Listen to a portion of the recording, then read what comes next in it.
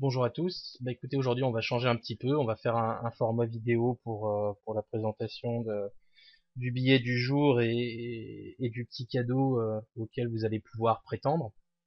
Donc certains auront sûrement déjà reconnu la belle interface là, qui se présente à moi.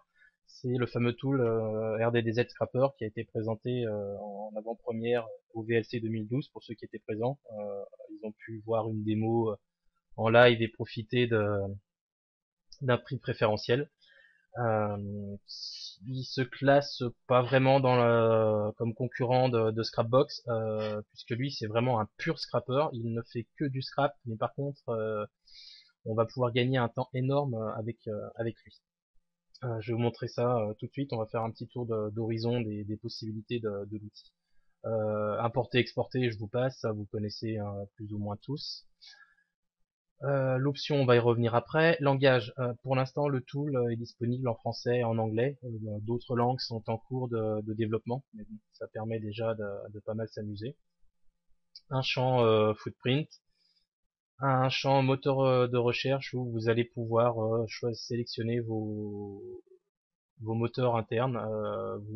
Certains sont déjà fournis à la livraison. Vous pouvez construire les vôtres, ce qui est plutôt très intéressant pour aller scraper là où certains ne vont pas, ou pour récupérer des choses bien précises. Je laisse libre cours à votre imagination pour trouver un petit peu des bons petits plans. Un bouton scrap, un bouton backlink pour éventuellement remonter les backlinks d'une URL ou d'un domaine. Bouton annuler pour stopper une action quand elle est en cours.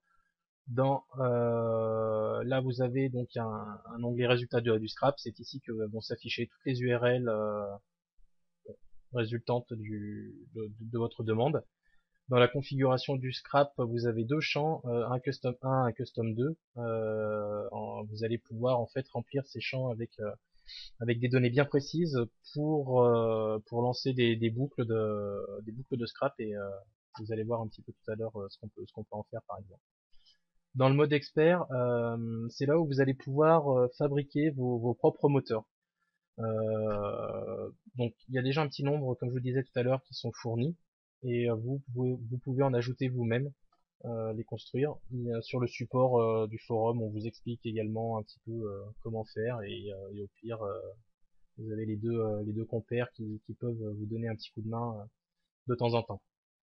Proxy, je vous passe, c'est mes proxys, donc vous allez pouvoir rentrer les vôtres, les checker, vérifier s'ils sont cramés ou pas, les supprimer, etc. Au niveau de la configuration, pas mal d'options.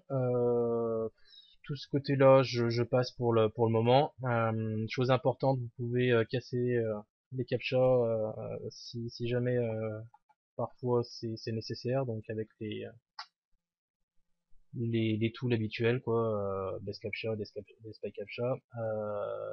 Là, une petite fonction intéressante aussi, si vous avez un abonnement à Href, vous pouvez rentrer votre clé API et donc vous allez pouvoir remonter directement les backlinks d'URL et des domaines concernés.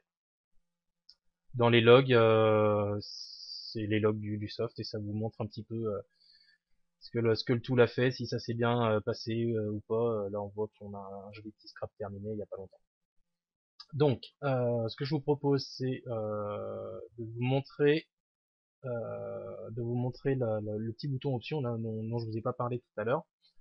Euh, vous allez pouvoir récupérer automatiquement le statut de vos pages, résoudre les redirections, supprimer les mauvaises URL et récupérer automatiquement le page rank et également vérifier si la page est do follow ou pas.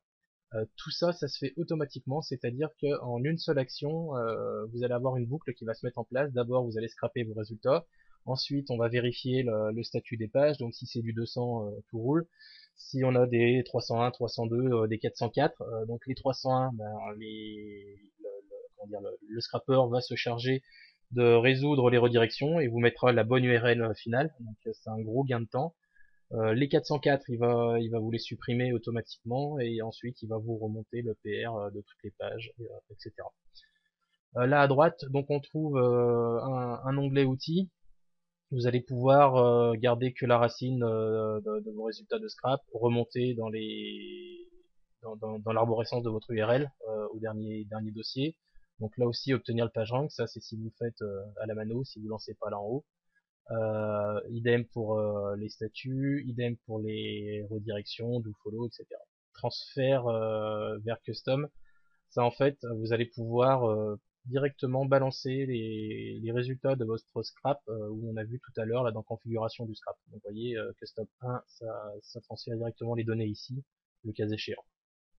Dans supprimer, vous avez comme dans Scrapbox, vous pouvez décider de supprimer certains résultats, donc des URL contenant ou ne contenant pas des mots, expressions, etc. Vous pouvez aussi fonctionner par regex, des sous-domaines, les doublons d'URL, les doublons de domaine, les mauvaises URL, celles que vous aurez sélectionnées, etc. Et bah pareil, encore une fonction d'import-export, et là pour vider vos résultats. Donc, euh, si on revient au mode expert, là, c'est où on pouvait tout à l'heure, entre guillemets, faire ses petits propres, enfin ses propres moteurs de recherche. Donc concrètement, voilà un petit peu à quoi ça ressemble. Ça utilise de l'espace. Sur le forum, tout est plutôt pas mal expliqué. Il y a une petite communauté qui s'entraide pas mal, donc vous trouverez entre guillemets une oreille à vos besoins.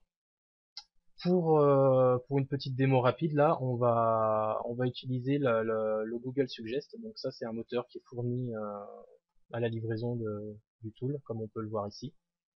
Donc, on se met dans configuration du Scrap. On voit qu'on nous demande de remplir le custom 1 pour qu'on puisse lancer l'opération.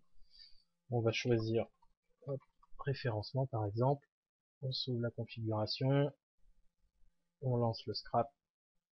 Voilà, on voit que instantanément ou presque c'est apparu ici. Bon, il y a quelques petits soucis d'encodage là apparemment. Voilà. Si on revient dans outils, là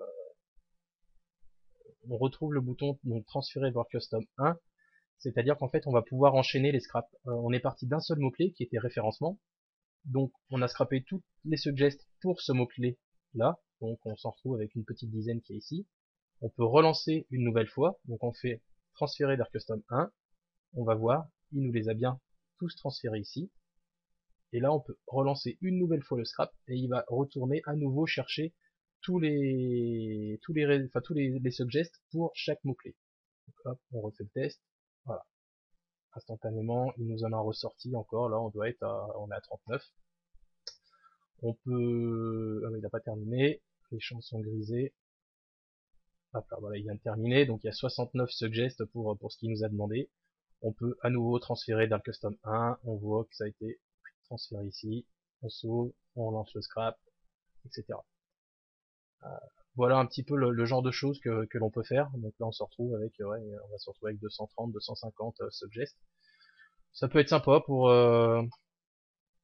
trouver des encres pour faire ses liens ou des petites choses comme ça. Donc voilà, on va l'arrêter là. C'est vraiment un pur outil de scrap. Vous allez gagner énormément de temps, ne serait-ce que par rapport aux options ou les URL. Si vous savez entre guillemets construire un footprint avec tout le nettoyage qui va se faire et toutes les actions automatiques, vous allez gagner un temps énorme. Vous allez directement vous retrouver avec une base d'URL exploitable de A à Z, quoi. Pas de tri comme on a à faire parfois avec Scrapbox où on a des mauvaises remontées d'URL ou des choses qui nous font perdre du temps. Donc c'est vraiment quelque chose à pas négliger. Personnellement, j'ai abandonné Scrapbox après avoir testé RDDZ Scrapper. Je sais que beaucoup de ceux qui ont fait le test également, il reste encore quelques intoxiqués du Scrapbox, soit par habitude ou je sais pas, mais bon, là c'est un tool qui est tout jeune, qui est déjà très performant, qui est en constante évolution. On voit que on est déjà à la release 1.1.6. Il y a constamment des évolutions. Dès qu'il y a un petit bug, c'est automatiquement remonté, corrigé par les deux loustiques qui sont derrière, donc c'est vraiment top. Je pense qu'on va arrêter la vidéo là-dessus. Je vous recommande vraiment d'aller faire un petit tour sur le site officiel. Vous allez trouver le lien en dessous. De la vidéo dans l'article. Le prix du scrapper est de 150 euros. C'est une licence à vie. Les mises à jour sont gratuites, sauf d'éventuelles mises à jour vraiment majeures où ça va apporter de grosses nouveautés à l'outil, où là on demandera éventuellement une participation financière. Euh, les proprios du tout nous l'ont bien dit, ce genre de choses, ça va arriver que peut-être une fois ou deux par an, tous les 2 ans ou des choses comme ça, mais ce sera vraiment des mises à jour majeures qui vont transformer entre guillemets l'outil. Donc le fait de remettre la main à la poche entre guillemets sera justifié, quoi. Donc voilà. Bah écoutez, je vous laisse terminer la lecture du billet. N'hésitez pas à participer, même si vous êtes amené à ne pas remporter entre guillemets la licence qui est en jeu. Par curiosité, prenez-le, testez-le et vous allez voir que vous allez l'adopter. Je vous souhaite une bonne fin de journée à tous. Au revoir.